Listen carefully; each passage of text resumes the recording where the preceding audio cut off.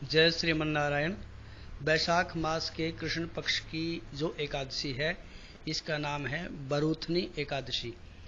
इस एकादशी का व्रत करने से जीव के समस्त पापों का नाश होता है, भगवान नारायण के चरणों में प्रीति होती है और जन्म जन्मांतर का भटका हुआ जीव भगवान के पास पहुंच जाता है।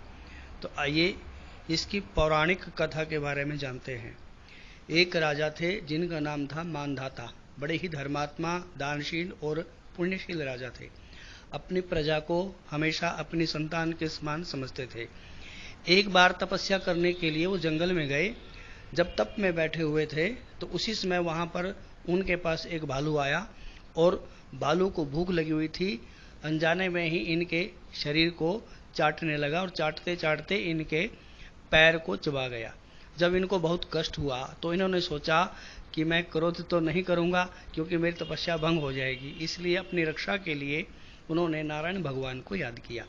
भगवान नारायण उनकी इस प्रार्थना से प्रसन्न हुए, प्रकट हुए और उनको इस कष्ट से मुक्ति दिलाई। अपने सुदर्शन चक्र से भालू का वध किया, उसको भी गति प्रदान की।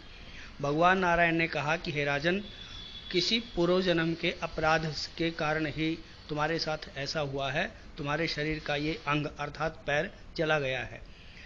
आप मथुरा में जाकर के मेरे वाराह अवतार के स्वरूप की पूजा करो, आराधना करो और बरूथनी एकादशी का व्रत करो।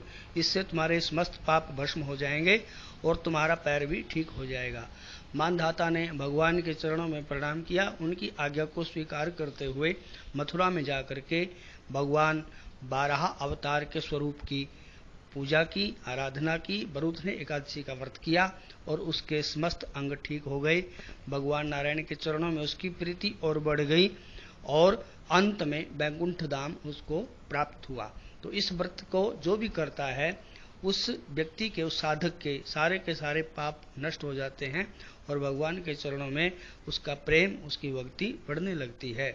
श्रीमन नारायण भगवान की जय।